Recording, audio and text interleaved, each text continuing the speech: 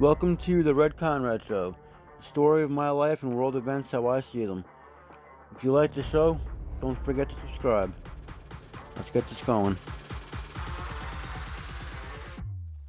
Hello everyone, how you doing? Those of you who have been following my show all along know that I got a pretty serious situation going on. If you're new to the show, first I'm going to mention there's no background music for the next few episodes because my host got rid of the software I was using, partnered with the new software, who tells me that they are working on the ability to add music to the background. It's in beta right now. It's being released to users slowly. So eventually I will have music in the background again. Until then, just my boring self. And if you're new to the show, please go back and listen to the older episodes, because that'll help all the future episodes, including this one, make a little bit more sense. Because I'm not going to keep on rehashing every last detail, everything I've already said, because then the episodes will just keep on getting longer and longer and longer and longer, so I'm repeating myself. That being said, those of you who have been following all along, basically, what I want you to do is take everything you heard leading up to and through the first, second, and third hiatuses from my show. Because each of that kind of lands me where I am now, the situation I'm in now. I am looking for more work, aside from looking for more customers for my business. I am looking for a quote-unquote regular job. It's just taking fucking forever. Everybody claims they're fucking hiring, but I'm not the only one in my area bitching that they got fucking tens of applications in to everywhere that's hiring, and no callbacks, no interviews. In the time that I've been applying around, I did land a couple of interviews, but didn't go any further than that. So I'm still trying as far as that's just concerned. Anyways, I'm in a tough spot right now. I'm trying to make the best of it. That's how the Nomad Life series was thought up and born. That all the episodes of the Nomad Life series is the episodes tagged with NL.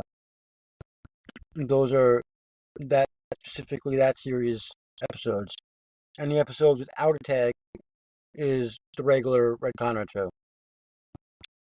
Anyways, so considering I don't have much money, I don't have any way to cook anything, I don't have a way to do much of anything really at the moment.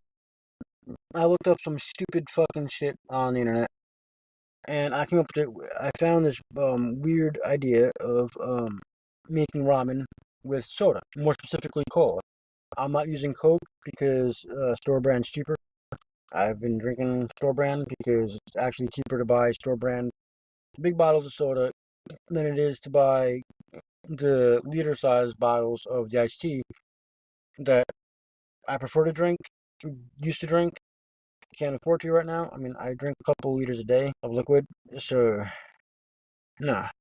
When I gotta worry about feeding myself, feeding Fisher, putting gas in the vehicle, trying to get bills paid and shit, everything else I'm trying to get taken care of, and how little work I have right now, that it's just not plausible. Gotta go as cheap and affordable as I possibly can. Anyways, a couple of recipes that I found suggest that you can make ramen noodle, instant ramen, not the freshly baked shit, instant ramen, with regular cold water, room temperature water. But it takes roughly 20 minutes to half an hour for for the noodles to rehydrate. And then you got people fucking adding all kinds of stuff to it, right? And these are recipes from regular normal people, recipes from campers. There's even a couple up there literally called prison recipes. So many people were locked up, and this is how they made their ramen and different things and what they'd added to it while they were locked up. But anyways, from all groups of people that are posting these weird ramen recipes, they all have their own version of making ramen with the cola. So that's what I did. I put the ramen in a bag and poured in. I don't like when there's broth left over. So even when I used to be able to cook it, I try to let all the water or broth, whatever, steam out. So I put in just enough cola that can get the noodles, rehydrated basically. And yeah, it does turn the noodles a funky color because obviously, cola is darker than water. Um, and it allegedly has like a sweet taste to it. I haven't tried it yet. It's still in the bag. I'm about to eat some, but I am finding a bunch of really cool fucking recipes. I just lost my train of thought. I'll be back. Give me a minute. Sorry for the interruption. Anyways, so there's a bunch of freaking recipes, pretty interesting recipes you can find where you're not really spending all that much money, and you can get pretty interesting and pretty tasty food. I mean, some of the things people come up with are absolutely fucking amazing. And I guess my point is, it doesn't really matter how bad shit is, how bad you think you got it. There's always a way you can fucking get by. You just gotta find it, you gotta make it fucking happen. And you gotta be willing to try new things. Like, I'm trying these instant ramen, made with cola instead of water. It looks interesting, so why not try it, right? You ain't never gonna know what it tastes like if you don't fucking try it.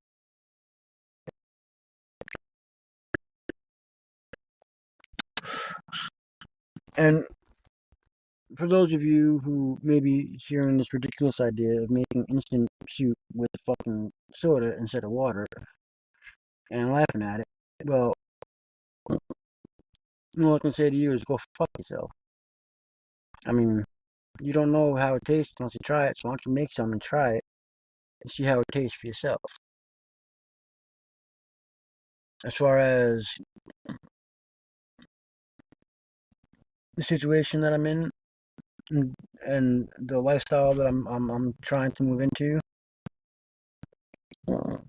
it's me trying to make the best of a bad situation. Because of the situation that I'm in, I have very limited options available to me as far as where I can go, how I can get things done, the work that's available to me. So I gotta take the option.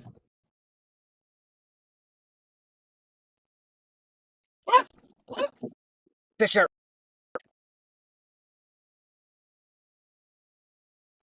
I gotta take the options that are available to me and make the best of it.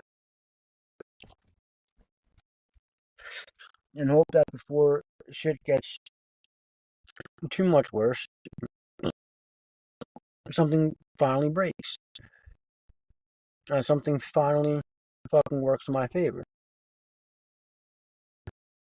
Whether it be I finally manage to land a job, whether it be I get an influx of fucking customers to my business, combination thereof.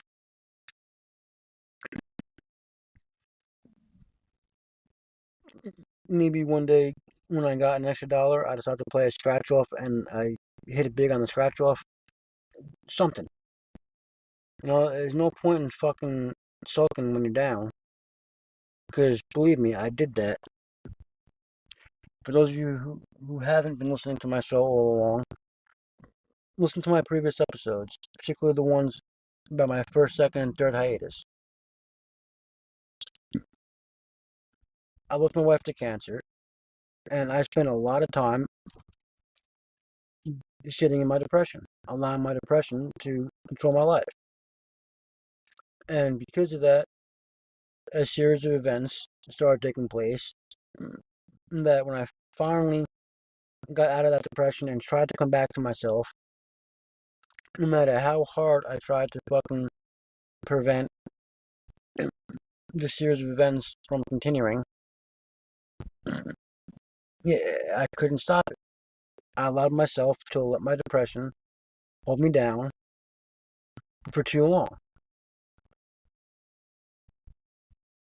I understand that. I recognize that.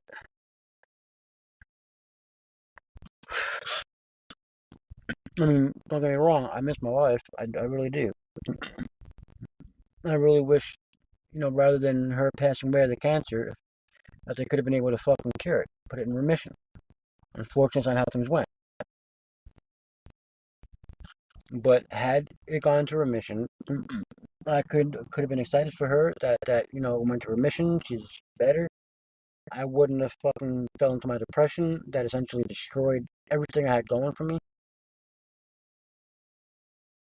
And but rather than fucking look at the what ifs,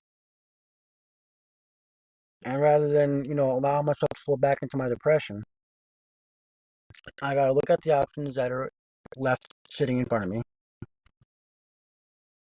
and try to make the best of the situation that I'm in. It's the only way I'm gonna make it out of the situation back into a more positive light.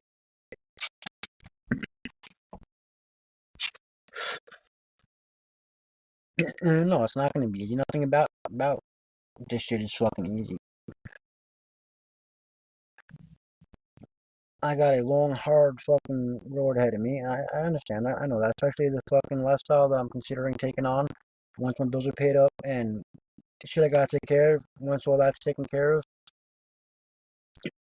I essentially have two different things I can go. I can either, get myself some property, get back into a stable, a stable domicile. And I'm calling it that because, quite frankly, home is where the heart is. Okay, so even if I have a fucking physical location, if it's not the property I want, if it's not the house I want, if it's really nothing more than just something I was able to afford and get into it, is it really a home? You know? And so how long am I gonna let myself be there before I try to fucking get in something else? So there's that. I mean, there is land that I want to buy. But it's just land. It's gotta be cleared.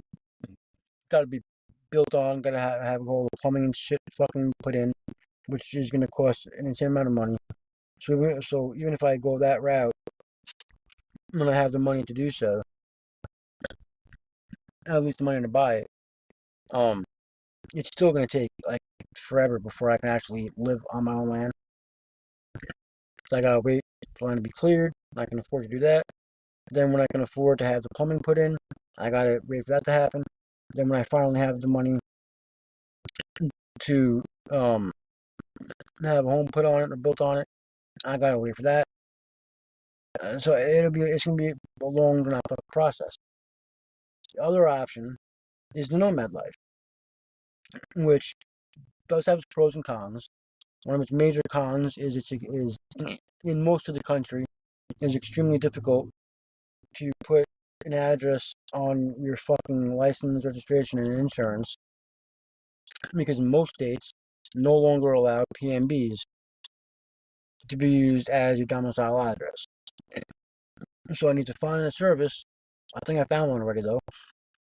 But I gotta find a service that I can use as my domicile address for my license, registration, and insurance.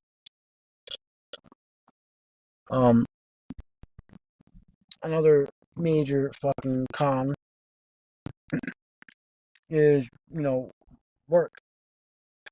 I mean, there are things you can do for work, living a nomad life. I'm in a couple of different groups for work camping, which is basically, somebody needs some work done. They let you camp out on their fucking land while you help them out until the job's over. And when the job's over, you leave. Another kind of work camping is farms. A farm will let you camp on their property while you help out, for that season. It's a seasonal job with things that they need done around the farm. And then when the job's over, you pack up and you move on to the next job. And then obviously, as the season's coming to an end, you gotta, use your off hours to start looking for the next job. So when that first job ends, you can head off and start the next job. So it's gonna be a little bit of an adventure. I've already met people that do it, and they seem to like it. I've met others that live the nomad life that have income coming in through other things they do. They don't work camp per se, but they have remote jobs, whether it be customer service agents where they got a computer and shit set up in their vehicle. Other people have other kinds of fucking weird businesses they run out of their vehicle. And as they're traveling, they just stop off at post offices here and there, ship out wherever they got to ship out to their customers. Or they might have a drop shipping business. So there's things that people do other than work camping to living a nomad lifestyle. I will say though that most people I've met, most of them have started the nomad life already with some kind of income already established, jobs already set up. Only a very few, myself included, took on the life seemingly with nothing. No other options, no really ideas what they wanted to do. They just fucking hit the road and learn from other nomads they met along their travels. I'm thinking about doing that only because it sounds like fun. People I'm talking to. Yeah, there's a lot of cons to it. Yes, there's a lot of potential dangers to it, depending on where you go, how close you are to the inner cities and shit. It can get kind of dangerous, but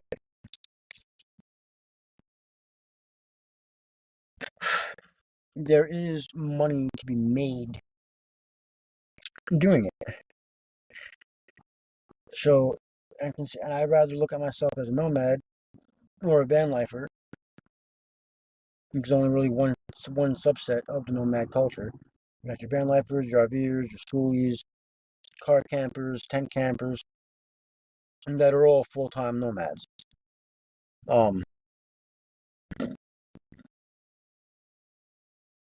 But I rather look at myself as trying to start nomad life than to view myself as homeless. Because if I'm a nomad, I'm not technically homeless, I'm houseless. I don't have a house. Well, at the moment, I don't have an address either because I don't have a P.O. box. I was waiting on trying to get my old P.O. box back, but I can't use that on my license and registration and insurance.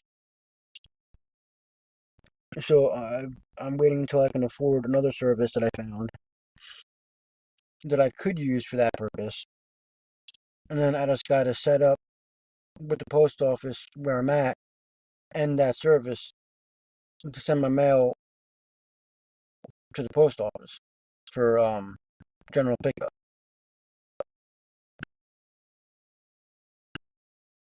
Which, it is what it is. Anyways, I'm working on making the best out of a bad situation. Within my first couple of days, I got my relationship with God almost back to where I was at a couple years ago. Because I will say, losing my wife, my relationship with God went downhill by a lot. And one of my friends was pointing that out to me frequently, very frequently. Um, which he was concerned about because one, I was a very spiritual person, and for two, I've been an ordained minister since 2010. I've had my own ministry since 2011. So seeing what was happening to me with my relationship with God was kind of concerning my one friend, and I appreciate that about him. I'm getting that back. For the first time in a long time, my first few days out on the road, I feel like God actually spoke to me. Like some of the questions I was asking him on a daily basis, pretty much for the past couple years, I feel like finally got answered. And then there was a couple of other questions I was asking him that I feel like kind of sort of pointed me in the right direction for, which is cool.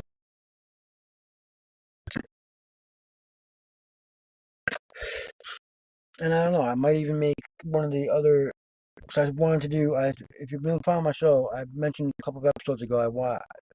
That the Nomad Life series is only one series of the show, sub series to the show, or sub show rather to the show. I was gonna have. I might make another one. Just from a ministry. And eventually, yes, Nomad Life series is gonna become its own podcast eventually. The other two sub series I want to do in my show after a few episodes or a season on this podcast. The other two series might also become their own podcasts. I'm just starting them out through this show. One, to get the series attention, and two, to kind of monitor via episode listens and via feedback from my listeners. Which, if you're new to the show, you can always send me feedback to podcast@redconrad.com. And, give me your commentary, questions, whatever, about my show in general, or to a particular episode that you listen to. Or if you want to become a guest on the show, send me an email, podcast@redconrad.com. Letting me know you want to guest appear on my show and what you want to talk about. And we can get that scheduled.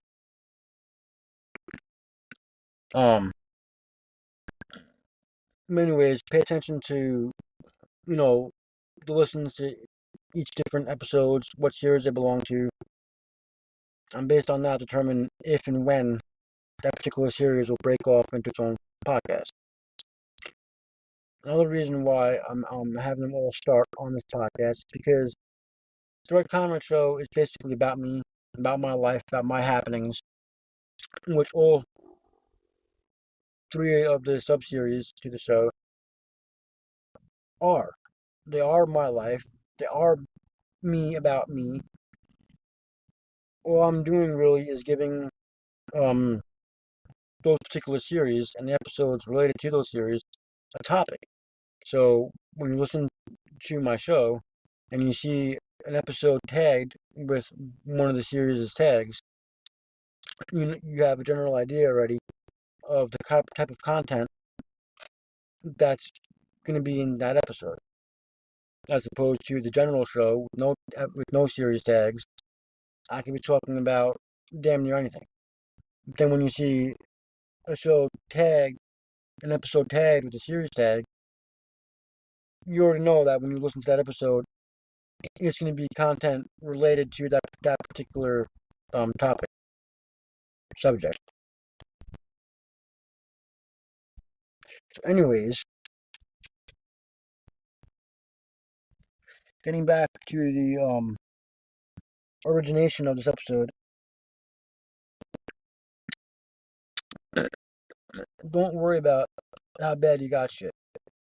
All right, you can still make some pretty interesting freaking meals for yourself with nothing. Obviously, instant ramen, doing it this way isn't so instant. You gotta wait 20 minutes, half hour for the noodles to rehydrate. And whatever else you want to add to it, you gotta add to it. But that's just instant ramen, okay? There's other things you can do. You don't necessarily gotta cook to prepare. That's still relatively on the cheap side. And there's a whole plethora of things you can do to try to make money. And yeah, some of the different things I was discussing, some of them take money to get started. Like if you're gonna do a dropshipping business or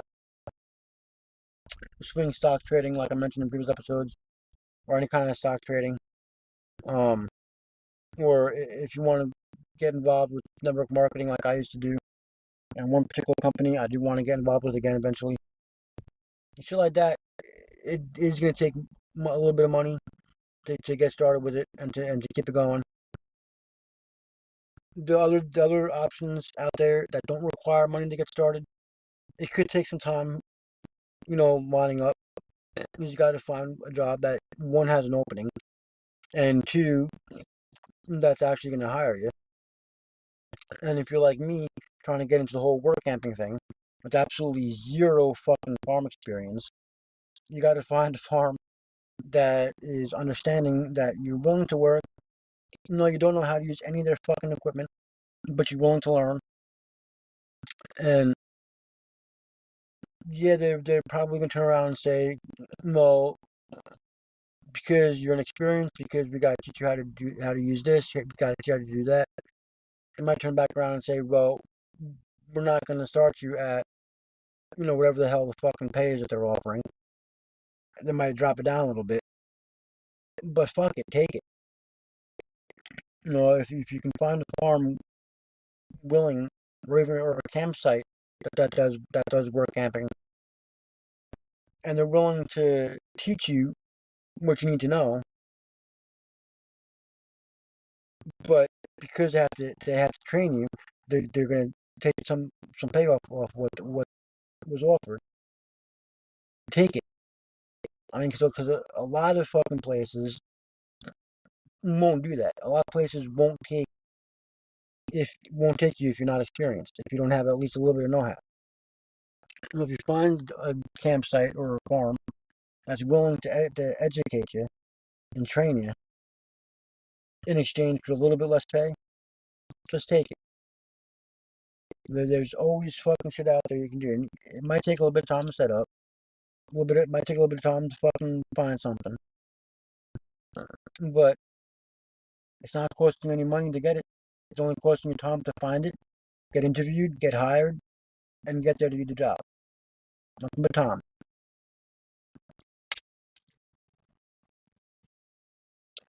And I am going to be taking all of you listeners on my wild ride. I will let you know everywhere I get hired. I may or may not disclose how much I'm earning when I finally get a job. But the better places I find, I will put that out there. So any of you listening that might be a nomad, or those of you considering the nomad life, I will put out there the better places. I'm not talking about pay. I mean, pay is pay. You'll see what different areas, different job sites pay when they have openings and advertise it out there. How I'm going to judge the better versus the worse is when you arrive to do the job, how do they treat you? Um, are they complete fucking assholes? Or are they, just normal, typical fucking people that, yeah, they want the job done. So during work hours, they're going to be your boss. But after work hours, they're normal people, whether they're all friendly and shit and they'll hang out a little bit, or, it's just okay, day's over. If you need anything, and then beyond that, they go back inside in their home. You go back to your van or RV or whatever the fuck you're sleeping in, and that's it until the next day for work.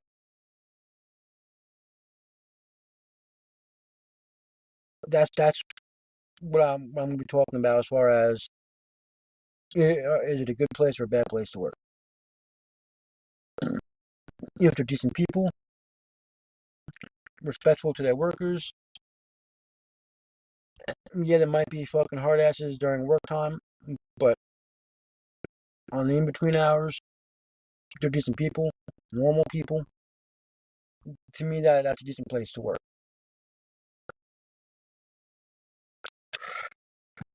Um, so I guess my message is,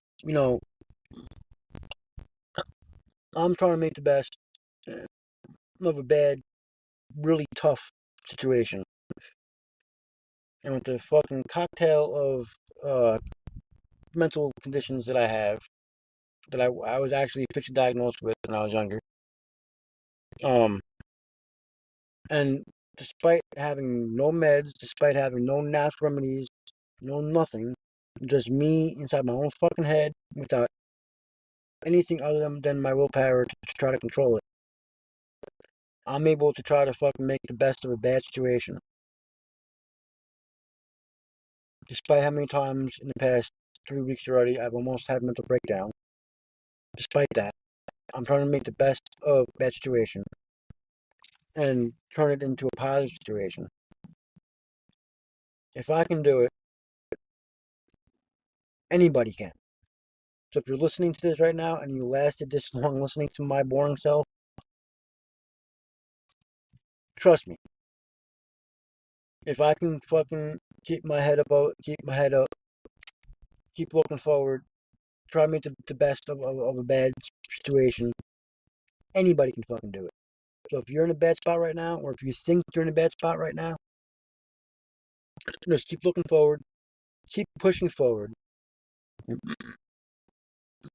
And even if you think you don't have any options sitting in front of you, you do. You just gotta, hit the Google. Start talking to people. Try to find other people in a similar position that you're in. And ask them what they do. How are they getting by? And when they tell you about, well, this job, that job, this thing, that thing, ask them how you would go about doing it. How do you find this shit? And they'll fucking tell you. For me, it was as simple as, being a nervous wreck, scared what the fuck I was gonna do next, how I'm gonna get out of this fucking position, nowhere to fucking go. I hopped on the fucking Google. Yeah, I started filling out job applications for local jobs, but that's also how I found the communities that I'm in, of the different nomads. That's how I found out about work camping in the first place. That's how I found out about a lot of things that I've been talking about and I'm going to be talking about. Is Googling shit. Just trying to find anything I can do to start bringing some fucking money in. And that led me to work camping. That led me to these different nomad communities. That led me to these really insane sounding but interesting enough I gotta try them fucking really dirt cheap recipes. Now I'm not gonna lie, I am still panicking a little bit because everything I'm trying to do unfortunately is taking time, a little bit more time than I'd like it to. I mean I really need more money coming in than what I've got right now. Like a lot more money coming in than what I've got right now. And trying to land a job in the area that I'm in right now is like fucking pulling teeth. Starting to feel like it's fucking mission impossible. And so yeah, I am panicking a little bit still. But everything I found out so far, I found out by Googling. So if you're in a bad spot or feel you're in a bad spot, don't give up. Don't give up. Keep on looking forward. Try to stay positive. And start fucking picking up every fucking rock you can find. Leave no rock unturned. And you'll find different options available. You'll find out about things that most regular normal people don't even know fucking exists as far as fucking work goes and shit. I mean, I had no idea. I'm almost fucking 40 years old. I turned 40 in November, and I had no idea work camping was a fucking thing. No idea. I had no fucking clue that there are farmers out there, that there are campsites out there that will let you fucking camp on that property for not the greatest hourly pay, but it's money. And then you also got to figure, well, you got also sitting on their land, so they're taking the fucking run for the land out of the hourly pay, which whatever, right? So you'll have a place to park up. You'll have a job. You got some cash coming in. I had no idea this type of shit existed. So hop on the Google. Find those fucking options. Look into some of the things that I mentioned. Look into fucking work camping. Any farms near you, campsites near you. Tons of fucking goddamn seasonal jobs out there. You just gotta find them. There, as far as seasonal work goes, there might be more of that in like the bigger cities than out rural. Out rural, obviously, you find more farm jobs and campsite jobs than you would traditional jobs, but they're out there. So look for them. Put in your applications. Sooner or later, somebody's got to fucking call you back for an interview, right? And after so many interviews, somebody's eventually got to hire you. I mean, that's what I'm expecting. That's what I'm hoping to have happen to me. I mean, with all the applications I've got out there, fucking months filling out applications for traditional jobs, and now I'm starting to fill out fucking applications for nearby farms and campsites and shit. Matter of time before I land something, right? Just keep your head up.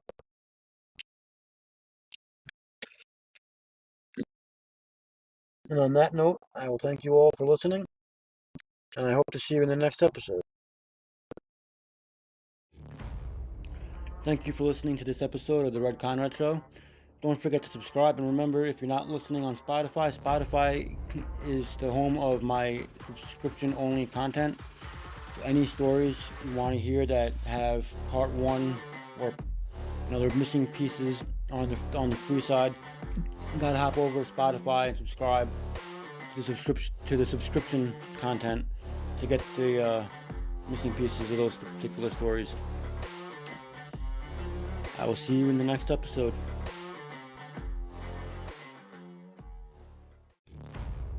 If you enjoy the show, please subscribe for subscriber-only content. You can find links to subscribe at show.redconrad.com. Subscriptions are available directly through Spotify, as well as through a Memberful account, where you can access subscriber-only content on any podcast listening platform. Whatever platform you prefer to listen to podcasts on, you will be able to listen to my subscriber-only content on that platform via a feed specifically for you through your Memberful account. Again, the links to subscriptions can be found at show.redconrad.com.